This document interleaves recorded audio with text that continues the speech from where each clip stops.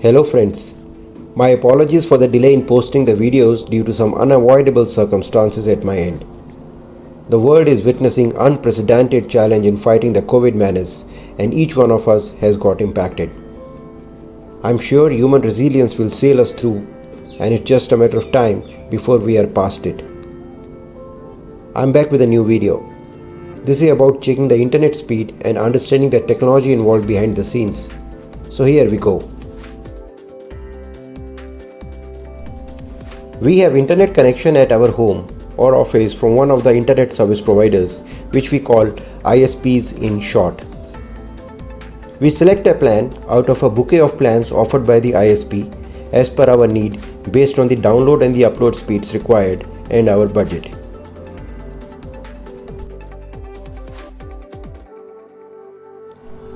The ISP links our gadget to the internet cloud and we get connected. Our experience of connectivity depends on the quality and the smoothness of the videos, images, audio or any content that we see or listen. We can measure the actual speed of our connection by performing speed tests to compare the actual speeds versus the speeds committed by the ISP. We all have performed internet speed tests at some point and this video elaborates what exactly happens in a speed test. The most common speed test servers being speedtest.net and fast.com. There are many others as well. The ISP commits the download and the upload speeds on the link shown between our gadget and itself. This is the very link that we need to test for speed checks. For example, here the link is having 45 Mbps connectivity.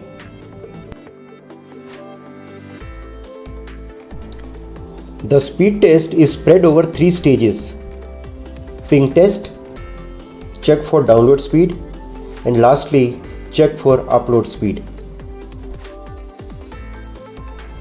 When we start speed test, in the ping stage, our gadget broadcasts the signal to find the nearest speed test server with least response time, also called as latency. The result is displayed on screen in milliseconds. After the link with minimum latency is identified, the second stage, that is download, starts. A small piece of data is downloaded from the speed test server to our gadget device over a short period of time. The result is displayed as average download speed in megabits per second.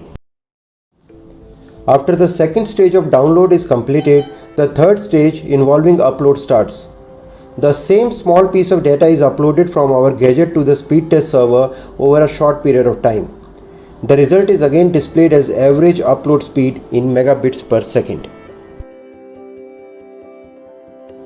After the completion of last stage of upload, the final results showing ping time in milliseconds, download and upload speeds in megabits per second are displayed.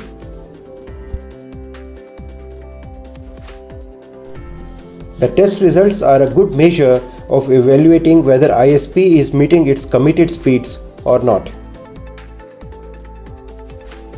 One important thing to keep in mind is that before performing speed test, please ensure that all other users are disconnected and other websites internet surfing is not on.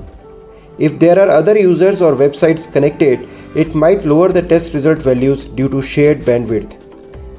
In fact, speed test values also get impacted if performed during peak traffic hours.